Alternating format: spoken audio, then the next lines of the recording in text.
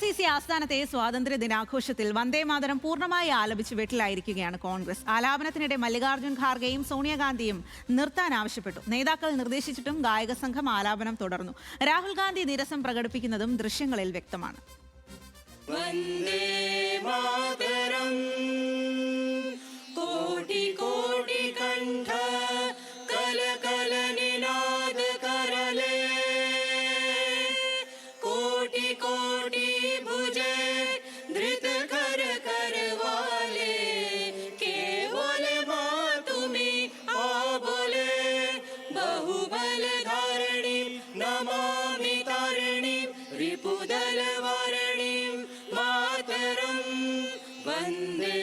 मातरम तुमी विद्या तुमी धर्मा तुमी हृदय तुमी मर्मा त्वं हि प्राणा शरीरे बहुते तुमी मा शक्ति हृदये तुमी मा भक्ति.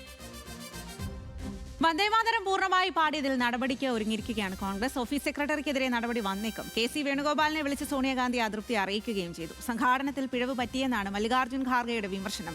അതേസമയം വന്ദേമാതരം മുഴുവൻ പാടിയതിൽ തെറ്റില്ല എന്നാണ് ജയറാം രമേശിന്റെ പ്രതികരണം. കസേര കൊണ്ടുവരാനാണ് സോണിയാഗാന്ധി ആവശ്യപ്പെട്ടത് എന്നും ജയറാം രമേശ് പറഞ്ഞു.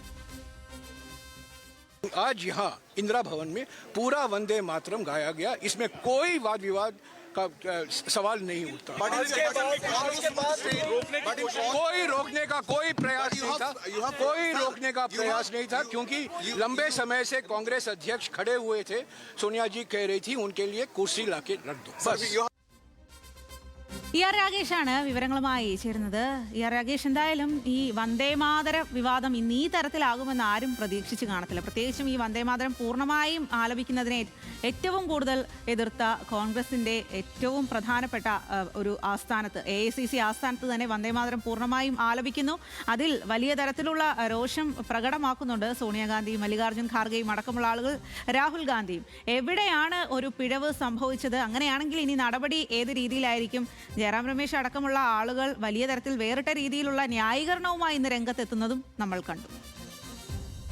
ആസ്വാദി അക്ഷരാർത്ഥത്തിൽ കോൺഗ്രസ് വെട്ടിലാവുകയാണ് ചെയ്തത് ഇന്ന്. കാരണം കോൺഗ്രസിന്റെ പ്രഖ്യാപിത നയം എന്ന് പറയുന്നത് വന്ദേമാതരത്തിന്റെ ആദ്യ 2 ചരണങ്ങൾ പാടുക എന്നുള്ളതാണ്. അത് ഇപ്പോഴുള്ളതല്ല. 1937 കൊൽക്കത്തയിൽ ചേർന്ന കോൺഗ്രസ് വർക്കിംഗ് കമ്മിറ്റി യോഗമെടുത്ത തീരുമാനത്തിന്റെ അടിസ്ഥാനത്തിൽ കൂടിയായിരുന്നു അക്കാര്യങ്ങൾ നടന്നു പോന്നിരുന്നത്. പക്ഷേ അതിൽ നിന്ന് വ്യത്യസ്തമായ ഒരു കാര്യം ഇന്ന് AICC ആസ്ഥാനത്ത് സംഭവിച്ചു എന്നതാണ് ഏറ്റവും പ്രധാനപ്പെട്ട കാര്യം. പ്രത്യേകിച്ച് ഇന്ന് ചെങ്കോട്ടയിൽ ആദ്യമായി, ചരിത്രത്തിൽ ആദ്യമായി വന്ദേമാതരം പൂർണ്ണമായി പാടിയ അതേ നിമിഷങ്ങൾക്കകം തന്നെയാണ് AICC ആസ്ഥാനത്തും ഇക്കാര്യം സംഭവിക്കുന്നത്. പ്രത്യേകിച്ച് 2 ചരണങ്ങൾ കഴിയുമ്പോൾ സോണിയാഗാന്ധിയും ഒപ്പം തന്നെ ഖർഗെയും മുഖത്തോട് മുഖം നോക്കുന്നതൊക്കെ തന്നെ ദൃശ്യങ്ങളിൽ കാണാം. അതിനുശേഷം സോണിയാഗാന്ധി കൈ ഉയർത്തിക്കൊണ്ട് നിർത്താൻ പറയുന്നത് ആ ദൃശ്യങ്ങളിലുണ്ട്. രാഹുൽ ഗാന്ധിയും ഇത്തരത്തിൽ ഇത് മുഴുവൻ ആണല്ലോ എന്ന സൂചന അദ്ദേഹത്തിൻ്റെ ശരീരഭാഷയിലുണ്ട്. അതിനുശേഷം ഒരു സേവാദൾ പ്രവർത്തകൻ ഇവരുടെ അടുത്തേക്ക്, നേതാക്കളുടെ അടുത്തേക്ക് വരുന്നു.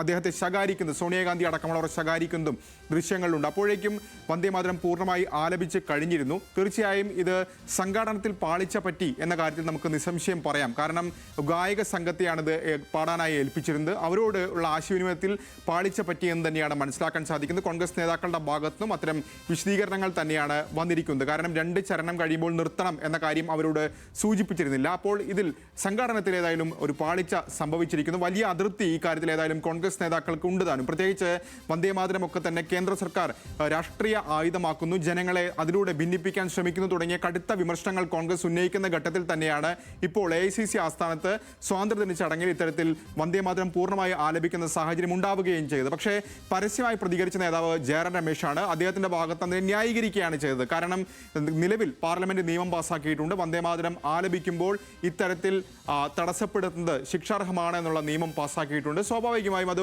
രാഷ്ട്രീയ ആയുധമാകേണ്ടതില്ല എന്ന് തിരിച്ചറിഞ്ഞുകൊണ്ടുള്ള പ്രതികരണം തന്നെ ജയറാം രമേശിന്റെ ഭാഗത്ത് നിന്നുണ്ടായിട്ടുണ്ട്. ഒരു നേതാവും അത്തരത്തിൽ തടഞ്ഞിട്ടില്ല. മറിച്ച് സോണിയാഗാന്ധി പറഞ്ഞത് ഖർഗെയ്ക്ക് പ്രായമായ നേതാവാണ്, അദ്ദേഹത്തേക്ക് കുറേ നേരമായി നിൽക്കുന്നു, അതുകൊണ്ട് തന്നെ ഒരു കസേര കൊണ്ടുവരാൻ അഭ്യർത്ഥിക്കുകയാണ് ചെയ്തത് എന്നാണ് ജയറാം രമേശ് അദ്ദേഹത്തിന്റെ പ്രതികരണമായി നടത്തിയിട്ടുള്ളത്. BJP ആകട്ടെ ഇതിന് വലിയ രാഷ്ട്രീയ ആയുധമായി പ്രതീക്ഷിച്ച പോലെ തന്നെ ഉപയോഗപ്പെടുത്തിയിട്ടുണ്ട്. പ്രത്യേകിച്ച് ഗാന്ധി ഗാന്ധി കുടുംബത്തിന്, കോൺഗ്രസിന് എന്തിനാണ് വന്ദേ മാതരത്തോട് ഇത്തരത്തിൽ അസഹിഷ്ണുത എന്ന ചോദ്യം BJP ഉന്നയിക്കുകയും ചെയ്തിട്ടുണ്ട്. അങ്ങനെ വലിയ രാഷ്ട്രീയ വിവാദമായി ഇത് മാറുകയാണ്. സ്വാതി.